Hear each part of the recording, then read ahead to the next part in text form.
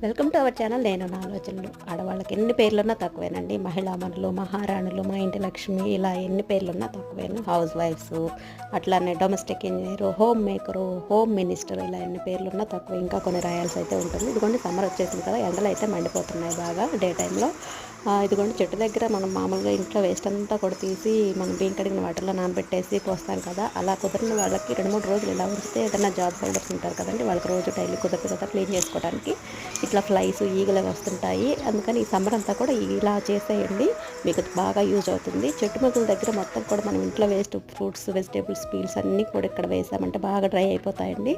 అవి తీసి మనం మొత్తం కలెక్ట్ చేసి మిక్సీ పట్టి పౌడర్ లాగా ఒక డబ్బాలో స్టోర్ చేసుకున్నామంటే వీటిని చలికాలం చెట్లకు బాగా ఎరువులాగా అయితే బాగా యూజ్ అవుతుంది. చూసారు కదా, ఈ విధంగా మొదల దగ్గర వేయడం వల్ల ఈ ఎండలకి బాగా డ్రై అవ్వకుండా చెట్టుకి వేర్లకి తడి ఉండేలాగైతే ఉంటుంది. ఈ వీడియో నచ్చినట్లయితే లైక్, షేర్ అండ్ సబ్స్క్రైబ్.